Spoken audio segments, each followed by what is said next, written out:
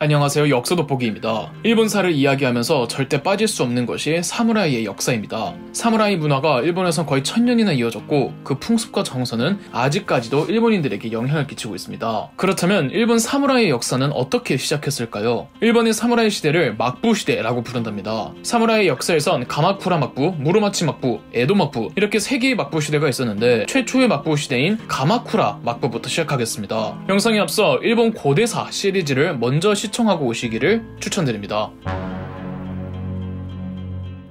일본의 첫 사무라이 시대, 이른바 막부 시대가 시작하기 직전의 일본사는 덴노가 교토의 헤이안에 머물던 헤이안 시대였습니다. 헤이안 시대 때는 홋카이도를 제외한 오늘날 거의 모든 일본 영토가 하나의 정권으로 편입되었습니다. 헤이안 시대는 귀족 문화가 정점을 찍을 때였는데요. 그 귀족 문화의 선두주자가 덴노보다 더 막강한 권한을 휘둘렀던 후지와라 가문이었습니다. 귀족들의 장원 확대는 끝을 멈출 줄 몰랐고 후지와라 가문은 황후를 배출하고 덴노의 즉위에도 개입할 정도였습니다. 아예 관백이라는 관직을 만들고 섭정을 맡으며 덴노와 함께 국정을 운영했고, 그래서 후지와라 가문이 섭정을 하던 9에서 10세기를 섭정정치기라고도 부릅니다. 이처럼 귀족 문화의 정점에 있던 후지와라 가문, 100년이 넘는 권력을 누린 가문이었지만 그 권력에도 끝은 존재했습니다. 매번 황후나 후비들을 후지와라 가문에서 배출했는데 헤이안 시대 말기 후지와라 가문의 여인들이 황태자를 낳지를 못한 겁니다. 1068년 등극한 71대 고산조 덴노는 후지와라 가문과 아무런 연고가 없는 덴노였고, 그 뒤를 이은 그의 아들 71대 시라쿠사 덴노는 후지와라 가문의 영광을 종결시키고자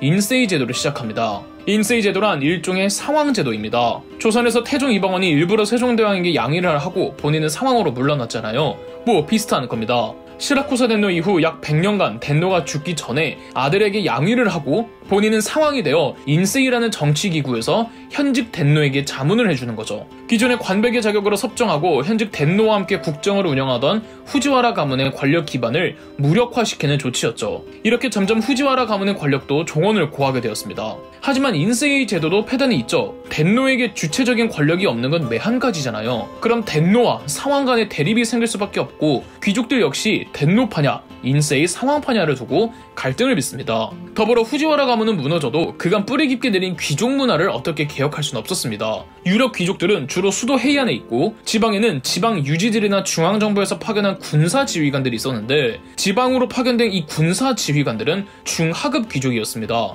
중하급 귀족 출신의 지방 파견 군사 지휘관들은 발령지에 도적대나 해적대를 소탕하면서 지방 유지와 결탁하고, 또 지방에 대한 중앙정부의 통제력도 약하겠다 점차 사적인 군사 집단으로 변모하는 성향이 짙어집니다. 이들이 바로 무사 계층으로 성장하죠. 10세기에서 11세기가 되면 무사 집단이 성행했고 수도 헤이안의 귀족들도 무사들을 고용하였습니다. 덴노와 상황 사이의 대립에서도 서로가 고용한 무사들로 싸우기 일쑤였고요. 사무라이라는 말 자체가 상급 귀족을 호위한다는 뜻입니다. 수도뿐 아니라 지방에도 저마다의 무사 집단들이 있었고 규슈섬의 여진족 해적들이 침입했던 적이 있는데 규슈에 있던 무사들이 격퇴했다고 하죠. 이 중 수도 교토에서 가장 강력하게 성장한 무사 가문이 미나모토 가문과 다이라 가문이었습니다. 이 중에서도 다이라 가문이 덴노와 상황의 대립을 이용하며 조정을 장악한 뒤 이른바 헤이시 정권을 수립했는데요. 여기에 반발한 미나모토 가문의 미나모토 요리토모가 거병을 했고 1185년 헤이시 정권을 타도하는 데 성공합니다. 이후 미나모토 요리토모는 유력 귀족 가문들을 숙청해간 뒤 덴노를 부추겨 1192년 최초의 쇼군에 임명됩니다.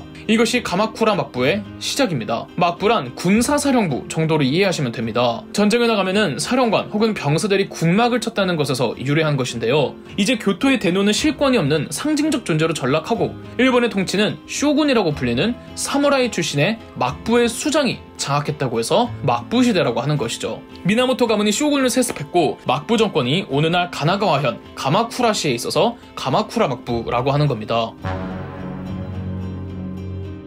가마쿠라 막부를 개창한 미나모토 요리토모는 지방에 대한 통제력을 강화하기 위해 전국적으로 쇼군의 사무라이 가신들인 일명 고케닌들을 파견했습니다. 하지만 미나모토 가문이 지나치게 고케닌들을 키워놓은 곳일까요? 유력 고케닌들은 미나모토 요리토모 사후 쇼군들과 권력 쟁탈전으로 팽팽히 부딪혔고 특히 호주시 가문이 고케닌들을 모아 미나모토 쇼군 가문과 대항했습니다. 결국 미나모토 가문은 3대 만에 쫓겨나고 호주시 가문은 과거 귀족 문화의 정점에 있던 후지와라 가문을 쇼군 가문으로 추대했습니다. 호주시는 싯켄이라고 해서 일종의 재상이 되어 정무를 총괄했죠. 허수아비가 된 덴노라고 가만히 있던 건 아니었습니다. 옛 덴노의 위상을 부활시켜야 하는데 쇼군의 가문이 바뀌고 호조씨가 싯켄이 되어 정권을 잡으려는 이 어수선한 형국을 이용하기로 한 고토바 덴노가 1221년 군사를 일으켜 막부의 가마쿠라로 향했습니다. 정확히 고토바 덴노는 상황으로 물러난 시점이었는데요. 고토바 덴노는 전국적으로 막부를 타도하라는 덴노의 명령을 내리지만 이미 전국적인 유력자들은 막부에 충성하는 무사 집단들이었고,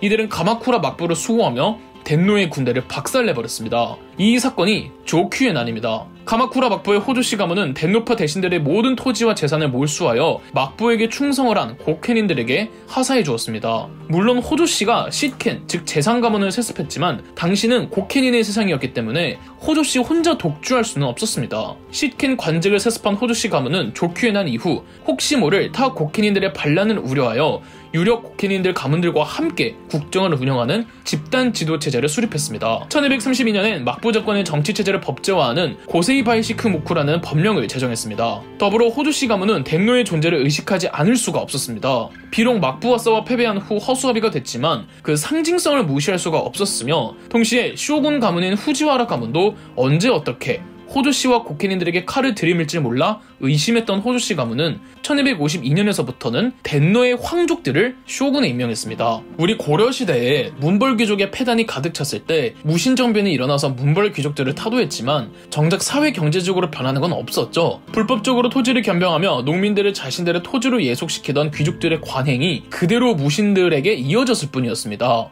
일본의 막부 시대도 마찬가지였습니다. 귀족들의 시대에서 막부 시대로 넘어가며 사무라이 시대로 넘어갔는데 전국의 사무라이 무사 집단들은 여전히 귀족들의 장원을 똑같이 소유하고 농민들은 자신들의 장원에 예속시켰습니다. 무사들의 장원을 지토라고 부르는데 무사 집단의 세력에 따라 지토의 크기도 달랐으며, 특히 지방 분권적 성향이 강했던 일본에선 각 지방의 무사들이 지토를 자기 자제들에게 분할 상속을 하면서 일본식 봉건제가 시작했습니다. 고려도 건국 초까지만 해도 호족들의 지방 분권적 성향이 매우 뚜렷했죠. 하지만 고려는 일찌감치 중앙집권화로 도모했고 귀족들이 본인들의 토지와 농장을 자제들에게 분할 상속하던 관례는 없었기에 한국의 경우 봉건제가 유럽, 중국, 일본에 비해 뚜렷하지 않은 편이죠. 그래서 식민사관에서는 한국이 봉건제가 없어서 역사 발전이 더디다는 식으로 억가를 하죠. 다시 가마쿠라 막부 시대로 돌아와서 일본식 봉건제에 따라 지방 분권 현상이 심해지자 각 지역별로 저마다의 발전을 위해 시장의 수가 비약적으로 늘어납니다. 시장의 수는 자연스레 상업의 발달을 가져오고 각 지역의 시장들을 오가며 장사를 하는 상인들의 수도 늘어났겠죠. 송나라 동전이 유통되고 어음이 생겨나고 대부업자, 중개업자, 운송업자, 금융업자들도 나타납니다. 상인들의 활달한 왕래에 따라 교통로가 정비되었죠. 무역은 여전히 중국 고려와 가까운 규슈섬, 그 중에서도 다자이후의 홍려관이 교역의 중심지였습니다. 이전까지는 고려와 일본의 무역이 고려 정부와 스시마섬 사이에서 이루어졌습니다. 그러나 다자이후가 발전하면서부터는 다자이후의 홍려관이 스시마섬의 고려 무역을 관장하였으며, 일본 측에서는 순, 유황, 도검, 진주 등을 수출하면 일본은 고려로부터 인삼, 서적, 자기, 삼배 등을 수입해갔습니다. 가마쿠라 막부를 시작한 막부 정권은 어딘가 불안해 보이긴 하지만 그래도 나름 법령도 갖추고 경제 구조도 자리를 잡는 모습을 보이죠. 그러나 가마쿠라 막부의 역사에 전혀 예상하지 못한 외부적 큰 위기가 찾아옵니다. 바로 원나라였습니다. 이제 막 원간섭기로 접어든 고려는 원나라의 강요에 연합하여 일본을 쳐들어오는데요. 1273년 여몽연합군은 제주도에서 마지막 삼별초의 항쟁을 진압한 뒤 제주도를 일본 원정의 전진기지로 삼고 삼별초를 진압한 그 병력 그대로 일본 원정에 투입시켰습니다. 1274년 원나라 병력 약 2만 5천과 고려 병력 8천, 함선 900척의 원정군이 경남 하포를 출발해 규슈섬의 하카타만으로 향했습니다. 원나라 측 사령관은 훈둔과 원나라에게 빌붙은 매국노 고려인 홍다구였으며 고려 측 사령관은 김방경이었습니다. 여몽연합군은 2주도 안 되어 스시마섬과 이키섬에서 일본군을 토벌했고 약 3주 만에 지금의 규슈섬 후쿠오카의 하카타만에 상륙합니다. 스시마섬과 이키섬에서 몽골 병사들이 일본인들에게 자행한 학살의 규모가 정말 무시무시했다고 하네요. 규슈섬의 지방 사무라이들이 대거 모여 항전했으나 고려정군 김방경의 지휘하에 일본 병력은 쓸려나가면서 하카타만과 인근 내륙 지역까지 여몽연합군이 완전히 장악합니다. 이제 더 진격해서 사기가 떨어진 일본 사무라이들을 토벌하고 규슈섬을 장악해 가야 하는데 여몽연합군이 승리하고서도 굳이 진격하지 않으려는 소극적인 모습만을 보이다가 큰 규모의 태풍을 만나 무려 200척에 침몰하였습니다. 여몽연합군이 싸워서 죽인 일본인들보다 태풍으로 인해 익사한 여몽연합군 측 병력이 더 많았죠. 이해가 안 가는 건 상륙에도 성공하고 해안가 장악에도 성공했는데 왜 병사들이 육지에 있질 않고 배 위에 주둔하고 있었느냐는 겁니다. 태풍이 몰아치던 당시 병사들이 바다 위에 배 안에 있었으니까 더 피해의 규모가 컸단 말이죠. 아마 본국으로 돌아가려고 했던 찰나에 태풍을 맞은 게 아닐까 합니다. 이로부터 7년 후 1281년 쿠빌라이 칸은 다시 한번 규슈섬을 조직했다며 고려에게 명령해 2차 원정군을 조직합니다. 이미 1년 전이었던 1280년 쿠빌라이 칸은 고려에 정동행 중서성이라고 줄여서 정동행성이라고 부르는 일본 원정을 위한 일종의 작전사령부를 설치했죠. 당시 고려 국왕은 25대왕 충렬왕이었는데 충렬왕은 원나라 정부에 고려 형편이 지금 많이 안 좋다며 입장을 바꿔줄 것을 호소했지만 쿠빌라이 칸은 고려 정부를 달래기도 하고 압력도 넣으면서 결국은 2차 원정군을 경남 하포에서 출발시켰습니다. 원나라 측 병력 1만, 고려 측 병력 2만이었으며 2차 때는 독특한 게 중국 남쪽에서 출발하는 중국 측 수군들도 있었습니다. 2차 때는 원나라가 송나라를 멸망시키고 중국 전체를 장악한 이후의 시점이라 중국 동남 해안에서도 수군을 출전시켰던 거였고 그 규모는 자그마치 10만이었습니다. 그러나 10만 중 상당수가 전혀 훈련되지 않고 무기도 지급하지 못한 허수들이었죠. 여몽연합군은 2차 때도 1차와 똑같은 루트로 쓰시마섬을 거치고 이키섬을 거치는 화카타만을 상륙했습니다. 그런데 이번에 일본은 만반의 준비를 하고 있어서 여몽연합군은 쓰시마섬을 점령하지 못한 채 그냥 지나쳤으며 이키섬은 장악하기는 했으나 워낙 강하게 저항해서 여몽연합군의 피해가 컸습니다. 화카타만 상륙도 1차 때보다 훨씬 더 어렵게 성공했고 지연된 시간이나 입은 피해가 막심했죠. 1차 원정 이후 시켄 호조 도키문에는 규슈섬의 방어체제를 강화하는 등 그간 만반의 준비를 하고 있었습니다. 또 대규모 병력을 꾸려서 규슈섬으로 급파했습니다. 그래도 숫자로는 여몽연합군이 훨씬 더 많아서 대규모 접전이 일어나는 줄 알았는데 이번에도 싸워보기도 전에 또 태풍이 몰아쳐서 병사들이 싹 다 익사하거나 살아남아도 후유증과 배고픔으로 사망합니다. 몽골, 고려, 중국 측 크고 작은 함선 다 합친 3,500척 중 90% 이상이 침몰됐다고 하니 상황을 대충 짐작할 수 있죠. 다행히 고려군은 김방경의 유능한 지휘하에 피해가 그렇게까지 크지는 않았습니다. 여하튼 이렇게 2차도 실패했으며 일본인들은 두 번이나 일본을 지켜준 태풍을 신이 내린 바람이라는 뜻에서 신풍, 일명 가미카제라고 불렀습니다. 하늘이 일본을 지켜줬다기보다는 태풍철인 것도 모르고 날씨에 대한 고려 없이 무리하게 진행한 여몽연합군 지휘부의 실책이었던 거죠. 2차 원정까지 실패한 후 정동행성은 폐지되었습니다. 1283년과 1285년 정동행성을 다시 부활시켜 추가 원정도 준비하려고 했지만 시간이 지연됨에 따라 쿠빌라이 칸이 죽는 바람에 무산되었습니다. 아마 일본 원정은 쿠빌라이 칸 개인의 욕심이었던 것 같고 원나라 정부나 군부도 딱히 일본 원정에 동조하는 쪽은 아니었던 듯합니다.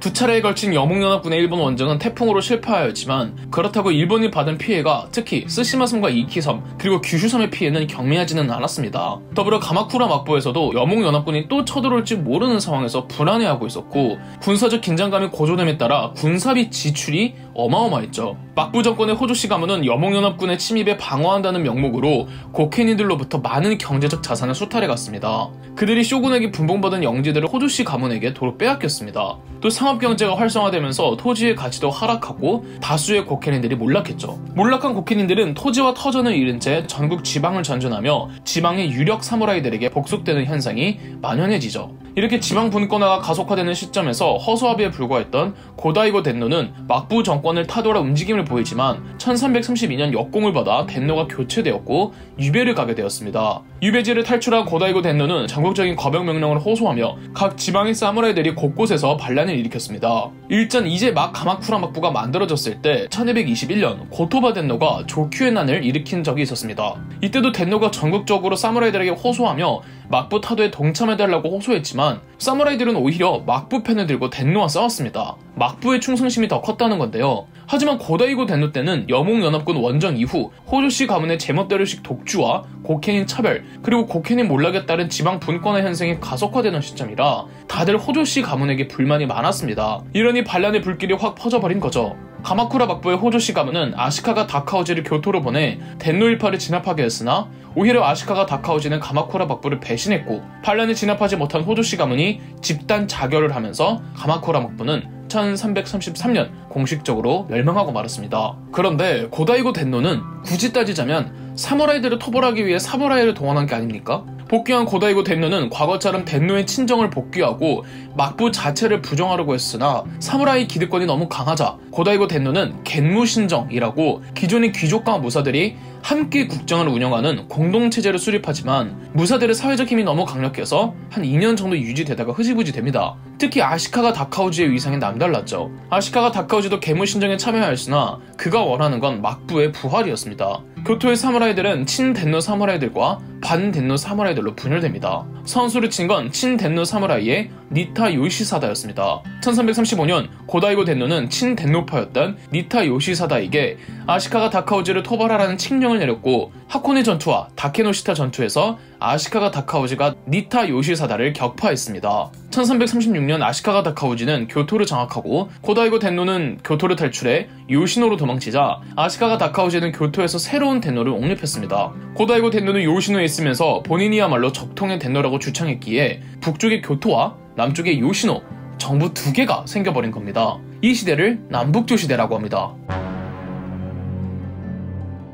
1338년 아시카가 다카오지는 본인이 옹립한 덴노를 압박해 스스로 쇼군에 임명되면서 막부 시대를 개창합니다. 아시카가 가문이 쇼군직을 세습한 일본의 두 번째 막부 시대를 무로마치 막부라고 합니다. 쇼군이 머물던 곳이 교토의 무로마치라는 곳이라 붙여진 이름이죠. 무로마치 막부를 개창한 1대 쇼군 아시카가 다카오지는 동생 아시카가 타다요시와 함께 정모를 분담했는데 욕심이 생긴 동생 아시카가 타다요시가 반란을 일으켜 1350년 북조에서는 형제끼리의 싸움인 간노의 요란 사건이 벌어지기도 하였습니다. 싸움의 승자는 형 다카오지였습니다. 패배한 동생 타다요시는 남조의 조정에 항복을 해버리고 남조의 후원을 받아 항전하였는데 1352년 또 패배하고는 독살되어 사망한 것으로 추정됩니다. 가마쿠라 막부와 달리 무로마치 막부는 남북조라는 분열의 시대를 시작했는데요. 이 분열을 끝마친 이가 3대 쇼군이었던 아시카가 요시미스였습니다. 가마쿠라 막부는 고다이고 덴노와 아시카가 다카오지에 의해 1333년 무너졌습니다. 그러나 곧바로 막부 자체를 인정하지 않으려던 고다이고 덴노와 막부를 다시 수립시키려던 아시카가 다카오지 사이에 내분이 벌어졌고 1336년 고다이고 덴노는 교토를 탈출 후 요시노에서 적통을 표방하고 아시카가 다카오지는 교토에서 허수아비 덴노를 옹립해 무로마치 막부를 개창하며 일본에는 두 개의 정부가 공존하는 남북조 시대가 시작했습니다. 일본 정부가 북조와 남조로 나뉘어 중앙정부의 지방 통제력이 약해진 틈을 타 규슈섬에 등장한 바퀴벌레 같은 세력이 있었으니 이름도 악명 높은 왜구들이었습니다. 왜구는 규슈섬은 물론 쓰시마섬과 이키섬을 근거지로 활동하던 해적 집단을 의미하며 물론 일본 해적이야 이전에도 많았지만 역사적 의미로서 왜구는 14세기 일본의 남북조 시대 때 처음 탄생했다고 간주하고 있습니다. 남북조 시대 때 왜구를 전기왜구라고 하죠. 규슈, 쓰시마, 이키를 통해 황해의 해류를 타면 중국 동남해안과 고려 서해안을 양옆으로 털어먹을 수 있었죠. 왜구의 첫 타겟은 지리적으로 조금 더 가까운 고려였습니다. 왜구들의 약탈이라면 주로 고려의 남쪽 해안지방의 피해가 심했구나 정도를 이해할 수 있는데 남쪽 해안지방의 피해는 말도 안 될 정도로 극심했고 왜구들은 내륙까지 들어와 고려를 초토화시켜 놓았습니다. 그 딱 분기점에 해당하는 시점이 바로 1350년입니다. 왜구들의 약탈 빈도수는 셀 수가 없을 정도이고 한 달에 한 번꼴로 쳐들어왔으며 작은 약탈까지 다 계산하면 훨씬 더 많이 침공해왔습니다. 중국 명나라를 건국한 홍무제 주원장은 왜구에게 약탈당하는 고려에게 이런 말을 하며 걱정해줄 정도였습니다. 왜구들이 중국의 근심거리는 되지 않겠지만 고려를 소란하게 만들까 우려된다. 하물며 왜놈들이 10년 넘게 바닷섬을 휘젓고 다녀 고려 왕국의 모든 사정을 세세히 알고 있으리니 이것 또한 걱정되지 않을 수 없다. 국왕이 그들을 물리치려 할 경우 깊은 해저와 높은 보루 및 충분한 비축물자가 없으면 사방에서 원병이 오더라도 적들의 예봉을 꺾고 사로잡지 못할 것이다. 하지만 명나라도 남 걱정할 처지가 아니었는데요. 1360년대 중후반부터는 왜구들이 중국의 동남해안을 털었습니다. 고려보다 털어먹을 게 더 많았고 특히 산둥반도의 피해가 극심했습니다. 명나라의 홍무제 주원장은 무로마치 막부에게 왜구들을 단속하라며 항의했고 이에 대한 대책으로 명나라는 무로마치 막부와 조공관계를 수립하여 대명무역을 독점하게끔 했습니다. 무로마치 막부가 대명무역을 독점하면 왜구들의 불법적인 약탈이 무로마치 막부에게도 피해를 주기 때문이죠. 무로마치 막부는 명나라와 조공관계를 받아들이고 명나라의 연호를 채택하며 명나라로부터 북조의 덴노와 쇼군은 명나라 조정의 책봉을 받기로 하였습니다. 헤이안 시대 견당사 폐지 후 500여 년 만에 중국과 정식 국교를 맺은 순간이었습니다. 명나라는 무로마치 막부와의 무역만을 공식 무역으로 인정하며 그 증표로 감합이라는 표차를 발행했습니다. 다행히 무로마치 막부만이 감합을 소유할 수 있었고 오로지 감합이란 증표로 무역이 가능했던 무로마치 막부 시대의 무역의 형태를 감합무역이라고 부른답니다. 감합무역이 시작한 이래 일본에서는 명나라로 견명선이라는 무역선이 활동을 시작했죠. 분열되었던 남북조는 무로마치 막부의 3대 쇼군 아시카가 요시미스 때 통일되었습니다. 국력은 북조가 남조보다 훨씬 더 강했지만 남조의 수도 요시노는 천혜의 요새였으며 북조의 덴노는 막부가 강제로 옹립했기에 상징성과 정통성은 남조에게 있었습니다. 그러면서도 북조는 거듭 남조를 압박하고 있었기에 남조에는 만성적인 피해가 누적되고 있었습니다. 1392년 아시카가 요시미스는 남조의 고카메야마 덴노에게 강화 협상을 제안했습니다. 구태여 불필요한 피를 흘리지 말고 이제 그만 평화롭게 남북조를 통일시키자고요. 도저히 북조와 싸워서 이길 수 없다고 판단한 고카메야마 덴노는 남북조 덴노 혈통이 교대로 돌아가며 덴노를 즉위한다는 조건으로 덴노직에서 퇴위하였습니다. 그간 남조에서 보유하던 덴노가의 상징적 유물이었던 일명 삼중신기, 청동거울, 청동검, 고곡을 북조에게 바치면서 남북조가 통일되었습니다. 조선이 건국되던 1392년 딱 그 해에 일본에서도 남북조가 통일되었죠. 남북조 통일 후 아시카가 요시미스는 북조에게 대항하던 규슈섬을 평정했습니다. 명나라와 감합무역을 시작하며 대명무역을 무로마치 막부에서 독점한 것도 딱 이 시점이었죠. 그런데 규슈가 평정되니까 규슈에서 막부 세력에게 대항했던 패장병들은 가만히 있으면 토벌될 뿐이잖아요. 이 막부에게 쫓겨난 규슈 세력과 감합무역으로 인해 무역이 막혀버린 왜구들이 다 힘을 합쳐서 작정하고 요동반도를 털러갑니다. 요동반도를 가던 중 식량 보급을 위해 일부 병력이 조선의 황해도 해주 연평곳을 노략질했는데 이때가 딱 세종대왕이 즉위한 지 얼마 안 된 태종 이방원이 상황으로 있으면서 군사권을 쥐고 있을 때였습니다. 1419년 상황 이방원은 대마도 정벌을 지시했고 이 종무를 3군 도채찰사로 삼은 채 왜구들의 본거지였던 쓰시마섬을 정벌했습니다. 이 종무의 쓰시마섬 정벌은 어딘가 찝찝한 승리였지만 대마도주의 항복과 앞으로 왜구를 단속시키겠다며 좋게 마무리되었습니다. 그렇다면 요동반도를 갔다던 그 대규모 왜구들은 어떻게 되었을까요? 1420년 요동반도의 끝자락 다롄에서 명나라 군대에게 전멸당하고 말았습니다. 이로써 전기 왜구의 활동기는 끝나고 왜구 창궐은 한동안은 멈추게 됩니다. 여기서 잠깐, 사무라이 하면 역시 검이죠. 사무라이의 역사인 막부시대가 개막하면서 검을 숭상하는 문화가 만연해졌습니다. 사무라이 시대 이전까지는 한중일 동일하게 고리자루 큰 칼의 한자어인 환두대도를 사용했습니다. 외나령 직도로 칼 손잡이 끝에 동그란 환과 장식을 달았기 때문에 붙여진 이름이죠. 하지만 헤이안 시대의 국풍문화를 거치고 사무라이 시대, 즉 막부시대로 접어들면서 일본은 일본 고유의 검 문화를 만들어냈습니다. 최초의 막부시대, 가마쿠라 막부 때 탄생한 첫 일본도는 타치였습니다. 직도였던 환두대도와는 달리 타치부터 일본도는 완만하게 휘기 시작합니다. 하지만 아직까지 일본도라고 정형화하기에는 그저 환두대도를 구부린 정도로밖에 보이지 않죠. 가마쿠라 막부 시대 전설적인 대장장이가 있었으니 소슈 마사무네입니다. 그가 만든 검은 워낙 명검이라 마사무네 자체가 명검을 뜻하는 단어가 되었을 정도라고 합니다. 하지만 그 명성이 워낙 자자해서 진품보다는 가품이 훨씬 더 많다고 하며 현재 남아있는 마사무네 진품들은 반도밖에 없다고 하네요. 가마쿠라 막부 시대를 주름잡던 칼은 타치였으나 두 번째 막부 시대, 무로마치 막부 때부터는 카타나가 일본도의 중심이 됩니다. 카타나는 타치에 비해 길이가 짧아 휴대하기도 편했으며 칼의 폭은 타치보다 넓어 훨씬 강력했습니다. 카타나의 공식 명칭은 우치 카타나입니다. 카타나가 일본도의 전형이 되는데 이 타치와 카타나의 차이점에는 한 가지가 더 있습니다. 바로 착용 방식인데요. 타치는 허리에 끈으로 고정시키지만 카타나는 허리춤에 옷 안으로 꽂아놓고 다닙니다. 무로마치 막부부터 사무라이들은 카타나와 함께 휴대용 와키자시를 항상 차고 다녔습니다. 단검 와키자시는 호신용으로 검을 사용하지 않을 때도 와키자시만은 항상 휴대하고 다니며 신체의 일부로 여겼다고 합니다. 이 외에도 길이가 1m에서 3m에 육박하는 대형 일본도 노다치가 있었습니다. 확실히 노다치는 휴대하거나 다루기는 힘들었으나 한 번의 공격만으로 어마무시한 위력을 발휘했다죠. 하지만 막부시대에 이르러 일본인들이 칼을 숭상했다고 해서 성능도 우수했던 건 아니었습니다. 칼의 이가 부서지거나 도신이 휘는 경우가 빈번했다고 합니다. 왜냐하면 일본이 칼을 만드는 건 잘해도 일본 내에는 질 좋은 철이 없었습니다. 고대 시대에도 일본은 철을 가야로부터 수입에 의존했잖아요. 일본도의 성능을 높인 시점은 임진왜란 이전 서양으로부터 철을 수입하면서부터였습니다. 일본도도 일본도지만 막부 시대가 시작하면서 내전이 많아지니 일반 보병의 비중이 커졌고, 이에 따라 일본식 장창인 야리가 보편화되어 보병들은 주로 야리를 사용했습니다.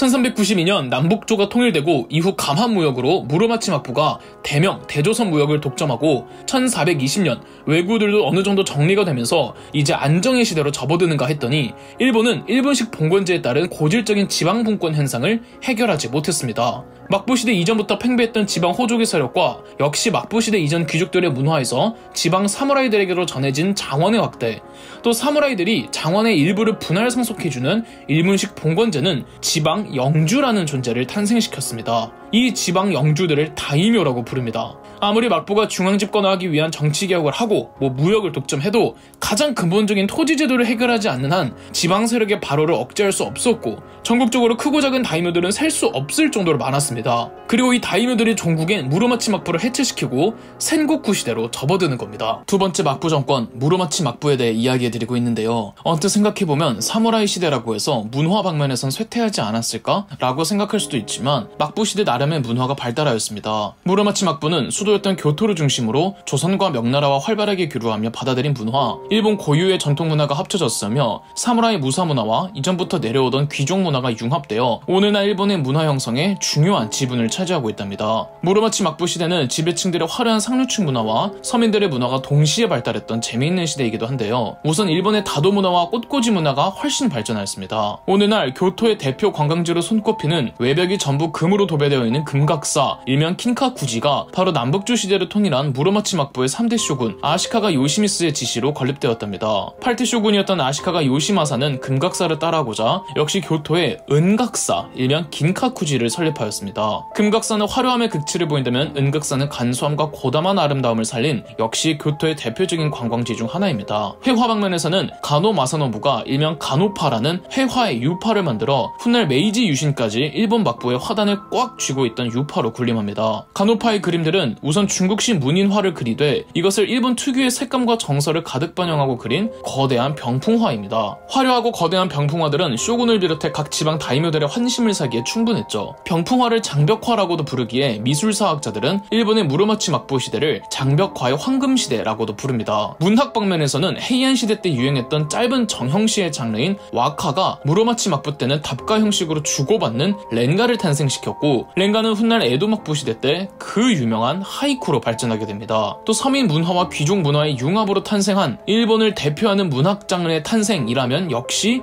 노입니다. 가부키는 좀 더 나중에 만들어지고 일본의 노가 먼저 이 무로마치 막부 시대에 탄생했습니다. 유네스코 인류 무형문화유산에 등재된 일본의 노는 문화평론가들이 일본의 모든 작품들은 기본적으로 노를 저변에 깔고 있다고 평론할 정도로 일본을 대표하는 연극입니다. 노는 가면극인데요. 신랄한 풍자와 해악 등으로 많은 서민들의 사랑을 받았으나 귀족 및 사무라이 지배층들로부터도 열렬한 관심을 받았습니다. 노의 가면은 크게 신, 남자, 여자, 광희, 귀신 5가지인데 노 가면 투구의 무표정한 얼굴에서 유현한 정신을 선보이는 것이 노의 미학이라고 합니다. 가나미 제아미 부자에 의해 노가 정립되었는데 특히 아들이었던 제아미는 그저 길거리 공연에 불과했던 노를 무대 예술로 발전시켰으며 수많은 노 작품들의 극본을 쓰고 또 노에 관련한 일본 최초의 극 이론서를 집필하기도 했습니다. 현재까지도 남아있는 노의 작품들 중 상당수가 제아미의 작품들이라고 합니다. 훗날 오다 노부나가와 도요토미 히데요시가 노의 팬이었던지라 노를 전폭적으로 지지하며 일본을 대표하는 예술로 자리 잡을 수 있었죠. 무로마치 막부 때는 다이묘라는 존재들이 부상했습니다. 막부시대 이전부터 팽배했던 지방 호족의 세력과 역시 막부시대 이전 귀족들의 문화에서 지방 사무라이들에게로 전해진 장원의 확대, 또 사무라이들이 장원의 일부를 분할 상속해주는 일본식 봉건제는 지방 영주라는 존재를 탄생시켰습니다. 이 지방 영주들을 다이묘라고 부릅니다. 다이묘 중에는 슈고 다이묘라는 개념도 있는데요. 막부 조정에서는 각 지방으로 쇼군의 가신들을 일명 곡캔인들을 파견했는데 지방으로 파견한 이들을 슈고라고 합니다. 슈고는 가마쿠라 막부 시절에도 있었는데요. 무로마치 막부 때 달라진 점은 관리하라고 지방으로 보낸 슈고가 지방 다이묘 내지 호족들과 오히려 결탁을 해서 독립된 지방 정권을 수립하려는 게 아니겠습니까? 이들이 슈고 다이묘입니다. 슈고 다이묘들의 힘은 점점 더 커졌고 그중 가장 슈고에게 위협적인 건 11개의 슈고직을 겸직하던 야마나 가문과 6개의 슈고직을 겸직하던 오우치 가문이었습니다. 3대 슈군 아시카가 요시미스가 남북조를 통일 후 두 가문을 슈군가에 복속시키기는 했지만 근본적으로 그들을 해체시키지는 못했습니다. 3대 슈군 아시카가 요시미스 이후 슈군들은 슈고 다이묘들을 억제하지 못했습니다. 6대 슈군 아시카가 요시노리는 슈고 다이묘에게 암살되었고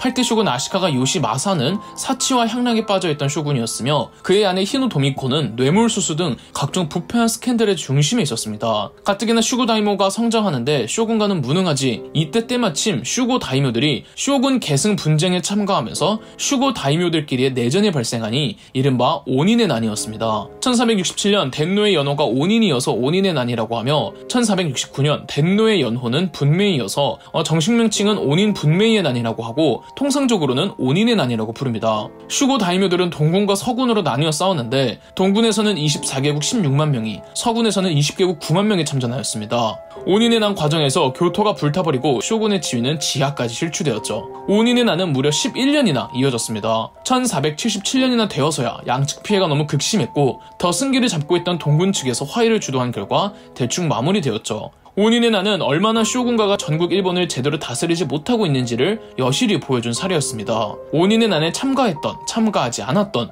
전국의 다이묘들은 쇼군의 지배에 대단히 실망하며 굳이 쇼군의 명령에 따르지 않기로 하는 경향이 더 강해졌죠. 다이묘들은 흥기하고 자기들끼리 세력 경쟁하면서 싸우고 또 오닌의 난으로 곳곳이 전장이 되니까 마을 단위로 이키라고 불리는 무장한 자치공동체, 일종의 자경단들이 조직되기도 했습니다. 원래 이키는 소송을 도와주거나 복잡한 행정 및 세무 업무를 도와주거나 채무 내지 토지 반환을 도와주는 단체에서 시작하였는데 가뜩이나 15세기에 각종 기근과 가뭄, 냉해 등 자연재해에 따른 피해 그리고 상업 발달에 따라 어려워진 농업을 부흥시키고자 농민들이 주축을 이루었지만 시간이 지나면서 일본 전 국토가 내전으로 퍼지니 마을을 지키기 위해 이키에서 무장을 하기 시작했죠. 그리고 종교시설을 지키는 이키들도 있었고 농업과 반대로 상권을 지키기 위한 상공업자들의 이키도 있었습니다. 이키가 중요한 이유는 이후 생고쿠 시대에 접어들면 다이묘들이 세력을 확대하는 과정에서 이키들과도 싸워야 했고 혹은 때에 따라 이키들을 포섭해야 하기도 했습니다. 생고쿠 시대의 주요한 세력 중 하나였죠. 특히 이키가 강세를 보였던 가가쿠니는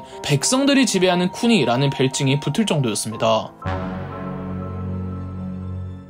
다이묘들의 성장에 따라 교토의 쇼군 위세가 추락하고 일본은 다이묘들끼리 유일무이의 패권을 두고 경쟁하는 전국시대, 일명 센고쿠 시대로 넘어갑니다. 오닌의 난 이후 각자의 세력지에서 독립한 다이묘들을 전국 다이묘라고 하는데 과거 슈고 다이묘에서 전국 다이묘로 확장하는 케이스 혹은 그 부하들이 슈고 다이묘를 살해하고 권력을 탈취해서 전국 다이묘로 거듭나는 케이스가 있었습니다.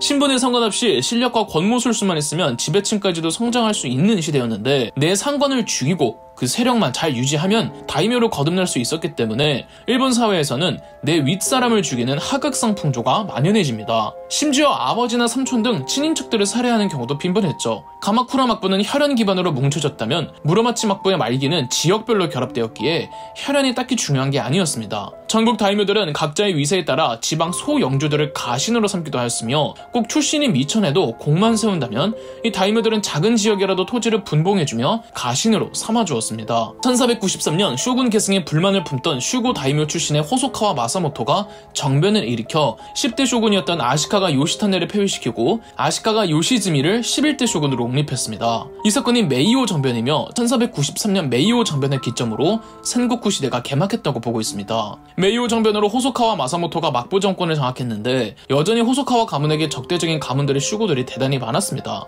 호소카와 마사모토는 그래도 적대 세력들을 하나둘 진압하고 통합해가는가 싶더니 1507년 호소카와 마사모토는 목욕을 하던 중 암살당했습니다. 한편 폐위되었던 10대 쇼군 아시카가 요시타네는 이리저리 전전하다가 주고쿠 지방의 다이묘 오우치 가문과 합세합니다. 때마침 호소카와 마사모토가 암살당한 혼란을 틈타 오우치 가문은 교토로 진격 후 1508년 10대 쇼군 아시카가 요시타네를 복위시켰습니다. 그런데 오우치 가문과 호소카와 가문 사이에서 대립이 중단되질 못했고 교토가 아닌 주고쿠 지방의 다이묘였던 오우치 가문은 금세 주고쿠로 돌아가야만 했습니다. 결국 호소카와 가문의 압박으로 10대 쇼군 아시카가 요시타네 히데요시히데는 1521년 또 교토를 도주했고 호소카와 가문은 새로운 쇼군을 12대 쇼군으로 옹립했죠. 이렇게 쇼군직을 두고 계속 유력 다이묘 가문들끼리 경쟁하는 과정에서 쇼군은 유명무실해졌고 혼란스러운 일본의 난세를 통일하려는 다이묘들끼리의 쟁탈전이 벌어집니다. 바로 센고쿠 시대의 시작이죠. 그럼 역사 돋보기였습니다.